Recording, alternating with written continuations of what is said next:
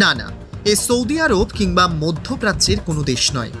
এই পশ্চিমবঙ্গের বুকে কুয়ো থেকে উঠছে অফুরন্ত তেল। কিন্তু কি রয়েছে এর পেছনে, জানুন বিস্তারিত। জলপাইগুড়ির মাল ব্লকের ওদলাবাড়ি সংলগ্ন বিধানপল্লী এলাকার বাসিন্দাদের বেশ কয়েকদিন ধরেই চরম দুর্ভোগ পোহাতে হচ্ছে। বাড়ির কুয়োর জলে মিশে রয়েছে তেল।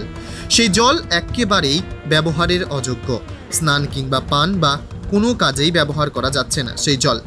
স্বাভাবিকভাবে জল থাকতেও জলের চরম সংকটের দিন কাটাতে হচ্ছে। কিন্তু কেন এই দুর্ভোগ? কোথা থেকেই বা এই তেল এসে মিশছে এলাকার বাসিন্দাদের ব্যবহারের কুয়োয়? জানা গিয়েছে ওদলাবাড়ি বিধানপল্লী এলাকায় রয়েছে ইন্ডিয়ান অয়েলের সাবস্টেশন, যার ফলে এই স্টেশনের মাটির নিচেই রয়েছে তাদের তেলের বিভিন্ন পাইপ। বিধানপল্লী এলাকার বাসিন্দাদের অভিযোগ, সম্ভবত মাটির নিচে ইন্ডিয়ান অয়েলের পাইপের লিকেজ রয়েছে। সেই কারণেই সেই লিকেজ থেকেই তেল আশপাশের বিভিন্ন বাড়ির কুয়োতে মিশছে।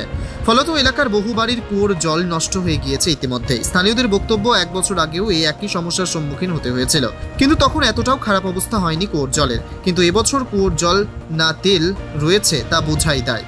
বারংবার তেলের সাবস্টেশনের কর্তৃপক্ষকে জানানো হলেও কোনো প্রকার সুরাহা হয়নি। তাই এভাবেই দিনের পর দিন জলের সংকটে দিন কাটাতে হচ্ছে এলাকাবাসীদের।